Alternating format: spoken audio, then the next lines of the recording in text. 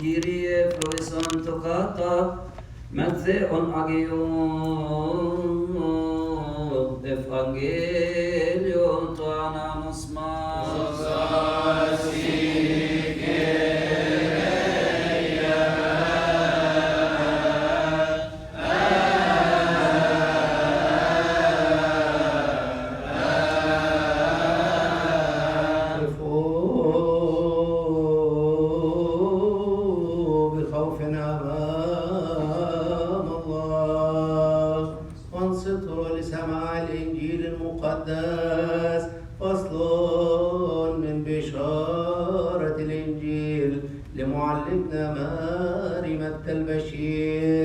التلميذ الطاهر بركاته على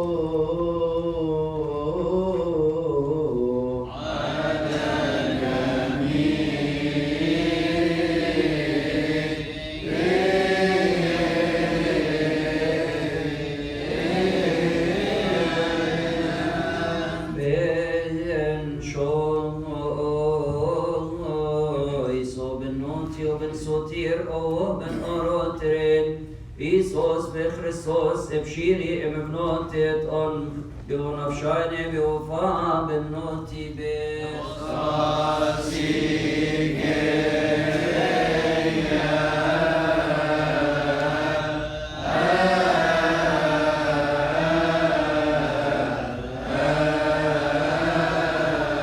من مزامير معلمنا داود النبي والملك بركاته على جميعنا من جيل إلى جيل سنوك أنت رب منذ البدء أسست الأرض والسماوات هي أعمال يديك هي تبيد وأنت تبقى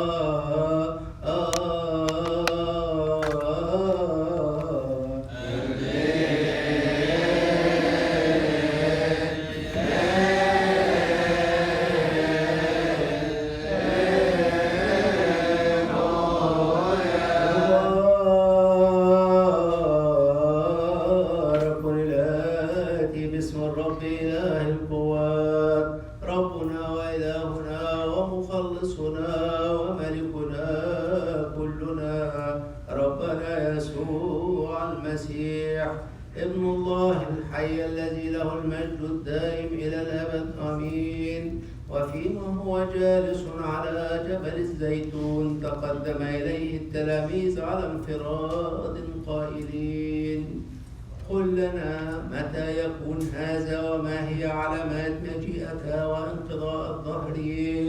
فأجاب يسوع: انظروا لا يضلكم أحد، فإن كثيرون سيأتون باسمي قائلين أنا هو المسيح ويضلون كثيرون، وسوف تسمعون بحروب وأخبار حروب، انظروا لا ترتاعوا، لأنه لابد أن تكون هذه كلها، ولكن ليس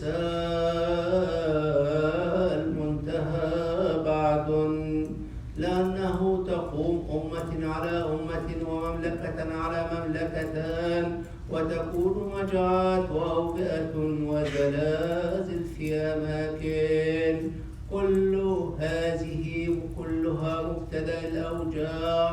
حينئذ يسلمونكم إلى ضيق ويقتلونكم وتكونون مبغضين من الجميع الأمم لأجل اسمي، وحينئذ يعطى الكثيرون ويسلمون بعضهم بعضا ويبغضون بعضهم بعضا، ويقوم أنبياء كذبا كثيرون ويضلون كثيرين، ولكثرة الإثم تبرد محبة الكثيرين، ولكن الذي يصبر إلى المنتهى فهذا يخلص ويكرز ببشارة الملكوت هذه في كل المسكونة شهادة لجميع الأمم، ثم يأتي المنتهى فمتى نظرتم رجسة الخراب التي قال عنها دانيال النبي قائمة في المكان المقدس ليفهموا القارئ، فحينئذ ليهرب الذين في اليهودية إلى الجبال، والذي على السطح فلا ينزل ليأخذ من بيته شيئا، والذي في الحقل فلا يرجع إلى وراءه ليأخذ ثيابه. وويل للحبالة والمرضعات في تلك الأيام، وصلوا لكي لا يكون هربكم في شتاء ولا في سبت، لأنه يكون حينئذ ضيق عظيم لم يكن مثله منذ ابتداء العالم إلى الآن ولن يكون. ولو لم تقصر تلك الأيام لم يخلص جسد، ولكن لأجل المختارين تقصر تلك الأيام. حينئذ إن قال لكم أحد هو ذا المسيح هنا أو هناك فلا تصدقوا، لأنه سيقوم بسحاء كذبا وأنبياء كذبا ويعطون آيات عظيمة وعجائب حتى يضلوا ولو أمكن المختارين أيضا. ها أنا قد سبقتم وأخبرتكم. فإن قال لكم ها هو في البرية فلا تخرجوا، ها هو في المخادع فلا تصدقوا، لأنه كما إن البرق يخرج من المشارق ويظهر إلى المغارب هكذا يكون أيضا مجيء ابن الإنسان.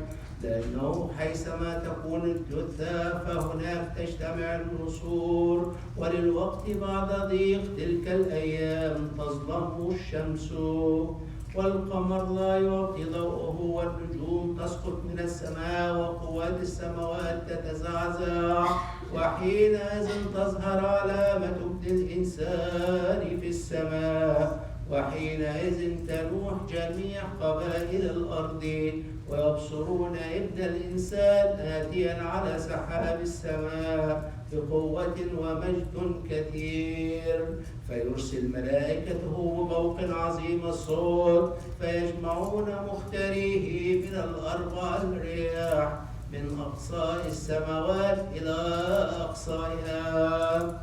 فمن شجرة التين تعلموا المثل، متى صار غصنها رخصا وخرجت أوراقها تعلمون أن الصيف قريب. هكذا أنتم أيضا متى رأيتم هذا كله فاعلموا أنه قريب على الأبواب. الحق أقول لكم لا يمضي هذا الجيل حتى يكون هذا كله. السماء والأرض تزولان ولكن كلامي لا يزول.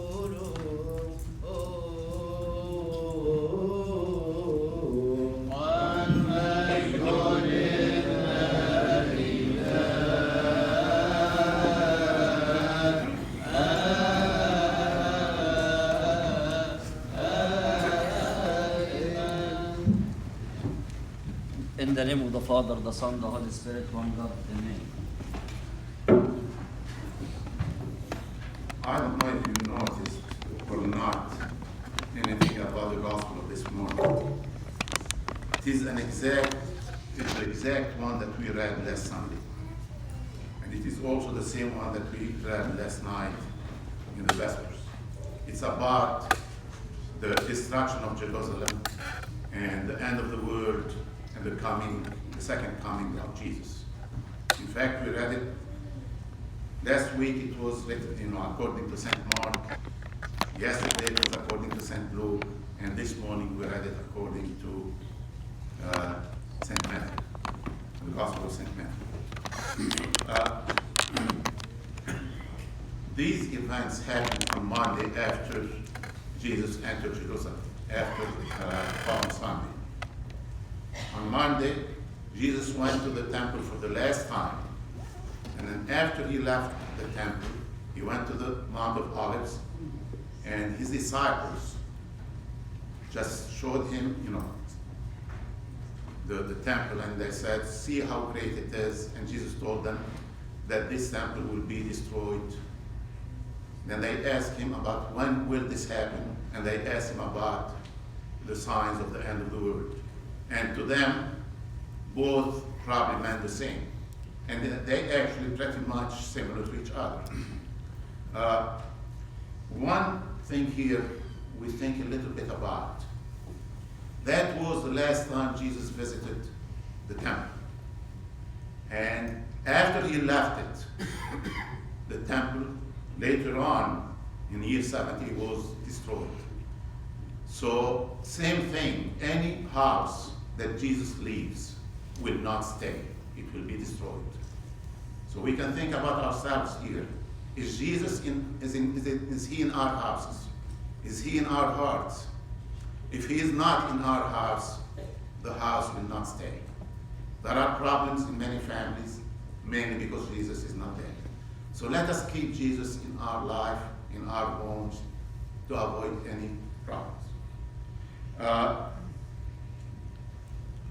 The disciples, and some of them, and according to St. Mark, which is the original one, the first gospel, they said it was Peter and Andrew and John and James. They asked, and it was only a selected group that Jesus was confined to them. They asked him about the signs. And the answer of Jesus here encompassed both the destruction of Jerusalem and the temple and the end of the world. They were both intermingled with each other. The signs here, the appearance of false prophets. And this actually happened. But we see how Jesus loves us. He gave them a warning. He said, let nobody deceive you. He didn't want any of us, any of his disciples, or any of us to be deceived by any of the false prophets. Another sign was wars, pestilences, famines, and earthquakes. Signs that some of them are created by man like wars, and some are natural signs. All these are signs of either the destruction of the temple or the end of the world. Actually, before the destruction of the temple, there was famine, and there was also earthquake. So these were signs that both the destruction of Jerusalem and the temple are really a sign for the end of the world. And he said, this is the beginning of the sorrow. Some of the fathers, they say, who read it in Greek, they say the exact word for sorrow is not really sorrow. It is the labor, the pain of labor. When a woman gives birth to a child, that's the pain that she feels. And we find that there is really some resemblance here. At the end of the world, when all the signs that Jesus talked about happen, this is pain that people feel, but at the same time, with the destruction of the world, there is the birth of the new life. Destruction of the physical life, earth, sun, moon, everything will be destroyed. And if we kept attention in the readings of the Catholic epistle, and by the way, all the readings today were about the same topic. According to St. Peter, he said we don't have to worry that much because the day of the Lord is like 1,000 years, and 1,000 years are like one day. But he gave a little description of the end of the world. He said that the heaven will disappear with a roar. The elements will be destroyed by fire, and the earth and everything in it will be laid bare. Also in the gospel, Jesus said that the sun will not give its light, and the moon will not give its light either. And so it's really the end of the world, but with all this destruction comes the birth of destruction of the physical life, and then the birth of the spiritual life that lasts forever. And that's why the word of labor, pain of labor, because it's the labor of the new creation. It comes with some pain with the destruction of the whole life. he also warned his disciples about tribulations, about persecution, tribulations, people, rising one against the other and deceiving each other. And all these actually happened. They happened with the apostles. We see how much tribulations did St. Paul go through. I can read just very briefly from his epistle to the Corinthians. It says, I've been in prison frequently, been flogged more severely, been exposed to death again and again.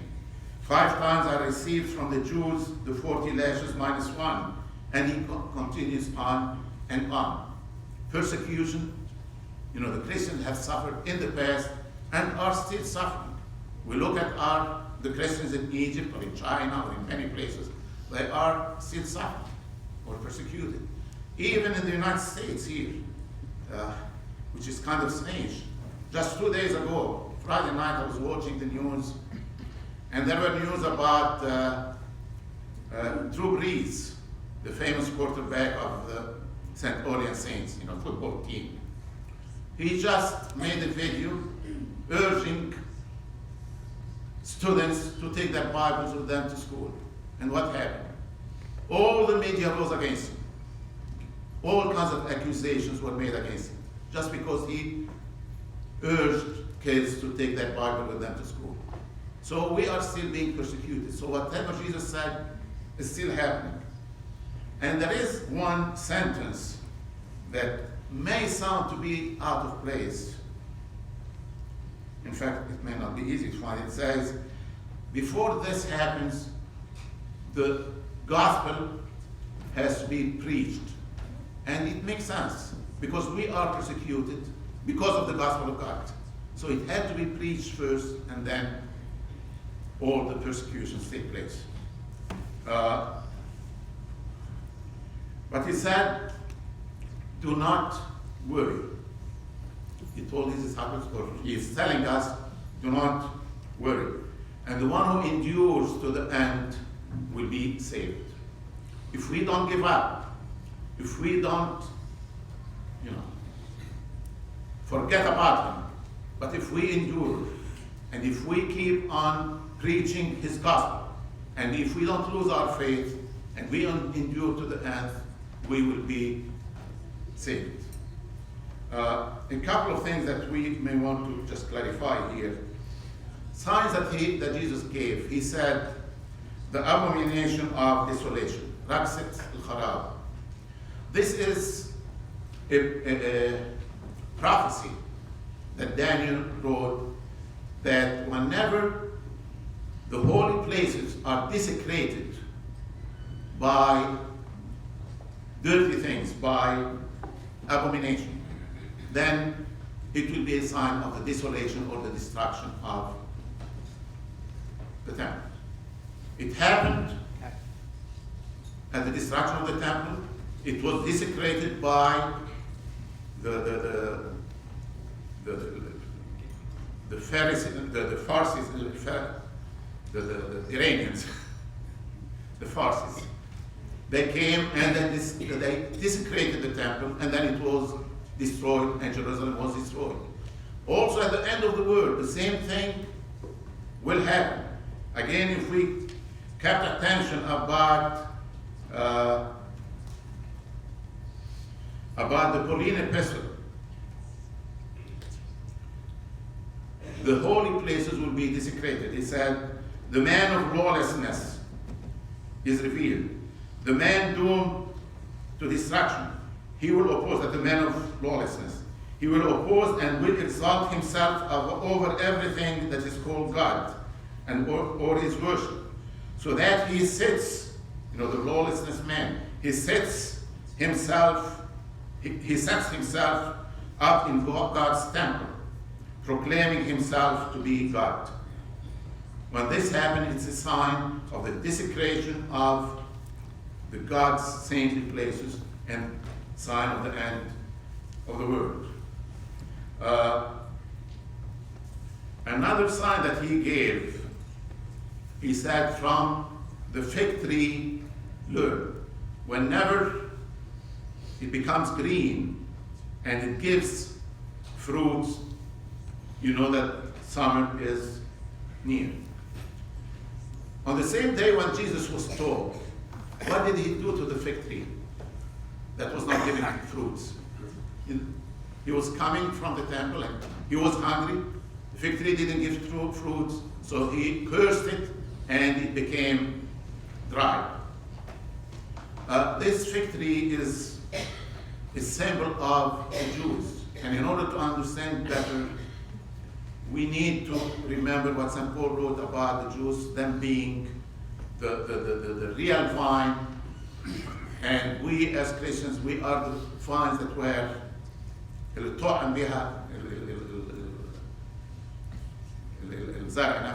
one that was, like we were pruned into the real vine.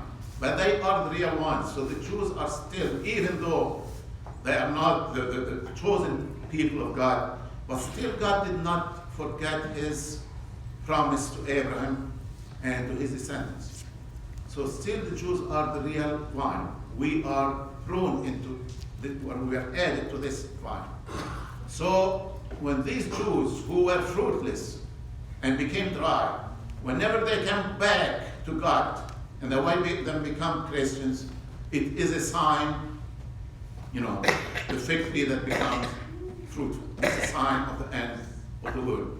So he is giving us many signs. But again, remember that the day of God is like 1,000 years. And he tells us not to worry. He said the elect ones will be saved. Are we the elect ones? The answer is yes, but with condition. If we watch for ourselves, if we listen to what God says, if we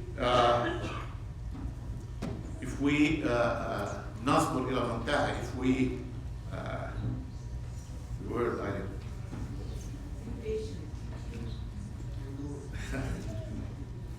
yeah, if we persevere to the end, if we persevere to the end, and we keep on preaching, we don't give up to the word, then we will be the elect ones who get saved.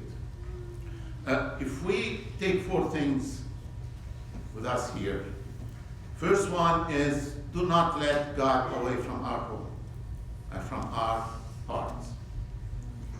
The second thing, watch for any of the false prophets and watch for any of the bad things. The third one, persevere to the end. And the fourth one, which Abuna said a lot about it last week, do not worry. God is always with us. And glory be to him. Amen.